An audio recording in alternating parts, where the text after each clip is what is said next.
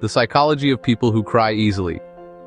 I know exactly what you have been told your entire life, because I've heard it too. It's a constant, quiet hum in the background of your most vulnerable moments. You have been told you are too sensitive. You have been told to toughen up, to grow a thicker skin. You have heard it probably 1,000 times. Don't take things so personally, or you're overreacting. And so, you have likely spent years apologizing for the way you feel, trying to shrink your emotions to make others more comfortable, feeling like a puzzle piece that just doesn't fit. But I am here today to tell you something that changes everything. The diagnosis you have been given, by the world, and maybe even by yourself, is wrong. There is nothing wrong with you. You are not weak, you are not broken, and you are absolutely not a mistake. Your depth of feeling isn't a flaw to be fixed.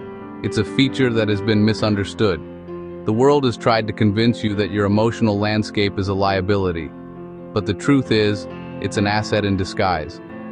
What you are is what psychologists call a highly sensitive person. But I prefer a far more accurate term. You are a supersensor. While most people are experiencing the world in standard definition, your brain is wired to perceive, process, and feel in ultra-high definition 8K. And today we are going to look at the neuroscience that proves your sensitivity is not a defect. It is a high-performance radar system that this world desperately needs, now more than ever. To truly understand yourself, we have to start with your hardware. Because this is not a personality quirk you can just get over. This is biology. It's woven into your very DNA, a fundamental part of how your nervous system is constructed. Research shows that your brain processes information differently from roughly 80% of the population. Think of the human brain like a camera. Most people record the world in standard definition, something like 720p. It is a good picture. It is efficient. It captures the essential information and gets the job done without consuming too much energy or memory. But your brain is recording in 8K. Every frame, every detail, every subtle shift in tone, every flicker of emotion in someone's eyes, every layer of meaning. You're not just seeing the picture, you're experiencing the entire spectrum of light, color, and data within it. This deeper level of processing is why you feel things so intensely. It's why a sad movie can move you to tears, why a beautiful piece of music can give you chills, and why injustice can feel like a personal wound. Your system is built for depth, not for skimming the surface. Neuroscience has identified 3 specific upgrades in your hardware that explain this phenomenon, and understanding them is the first step to harnessing your incredible power. The first is that your brain lacks a filter. Neuroscientists call this low-latent inhibition. Think of latent inhibition as your brain's bouncer, deciding which information gets past the velvet rope and which gets ignored. Most brains are designed to screen out roughly 90% of what they encounter in order to conserve precious energy. They quickly learn to treat background noise, familiar sights, and predictable sensations as irrelevant. But your brain operates with an all-access pass. It treats almost everything as relevant, all the time. You are processing the subtle shift in the room's temperature, the texture of the chair beneath you, the low hum of the refrigerator across the room, and the unspoken emotional state of the person sitting next to you, all at the same time. This constant, high-fidelity stream of data is precisely why you get overwhelmed. Your circuits are flooded, but it is also your superpower. It is why you notice the fleeting beauty in a stranger's smile, the intricate patterns in a leaf, and the elegant solutions that everyone else in their filtered reality walks right past. The second upgrade is hyperactive mirror neurons. These are the remarkable brain cells responsible for empathy, learning, and social connection. But for you, empathy is not just an intellectual understanding. You do not simply recognize that someone is sad from a safe emotional distance. You physically feel their sadness inside your own body, as if it were your own. You are not imagining it. Your brain is literally simulating their emotional experience, mirroring their joy, their anxiety, their pain. This is an incredible tool for connection, allowing you to understand others on a profound level. But it also means you are an emotional sponge in a world that is overflowing with feelings. Without boundaries, you can easily become waterlogged by the emotional states of those around you, making it difficult to know where their feelings end and yours begin. The third and most misunderstood feature is what psychologists call depth of processing, or the pause-to-check strategy. In conversations or when making decisions, you might feel like you are slower than others. You might criticize yourself for hesitating, for replaying conversations, for overthinking. But here is what the science actually shows. You are not slow. You are thorough. While others are engaging in shallow processing, skimming the surface and simply reacting to what is directly in front of them, your brain is running deep semantic encoding. You are unconsciously connecting this single moment to a vast web of your past experiences, forecasting multiple future outcomes, and analyzing the full nuanced meaning beneath the surface of what is being said. You are not hesitating because you are confused or indecisive. You are hesitating because your brain is running a complex, multi-threaded simulation to ensure the best possible outcome. That is not a flaw. That is high-level computation. It's the difference between a quick sketch and a detailed oil painting. Now, after hearing all this, you might be asking a very logical question. If these traits make life so much harder and more overwhelming, why did evolution preserve them at all? Why would nature keep a feature that seems to cause so much struggle? This is the most important question you can ask, because the answer reframes everything. If being sensitive were genuinely a weakness, a simple bug in the human operating system, natural selection would have ruthlessly eliminated it thousands of years ago. But it did not. Across countless species, from fruit flies to fish to humans, evolution consistently kept this trait in about 20% of the population. The reason is this: the tribe needs you. Your sensitivity is not for you. It's for us. In ancient times, the non-sensitive majority often served as the warriors and the hunters.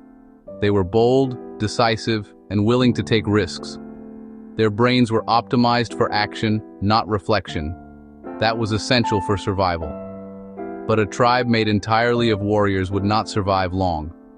They would charge into danger without a strategy. They would exhaust resources without foresight. They would miss the subtle signals that something was wrong until it was too late. The tribe needed its royal advisors, its shamans, its strategists. That was you. You were the one who noticed the subtle shift in the weather before the storm arrived.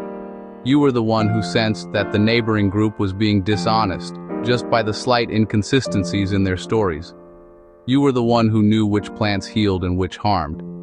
What looks like weakness in a modern, overstimulated world is actually one of the most sophisticated and vital early warning systems nature ever developed. You are the guardian of the tribe's wisdom. Today, society is loud, fast, and relentless. From the constant ping of notifications to the pressure of always-on work cultures and crowded social gatherings, the world seems to demand a certain kind of toughness. It was largely built for warriors, those who thrive in the chaos and competition. That is why you so often feel out of place, like you're speaking a different language or operating on a different frequency. But please, do not mistake feeling out of place for being without value. Those are not the same thing. In fact, your unique wiring is a form of quiet strength the world desperately needs. I also understand that carrying this radar comes at a real cost.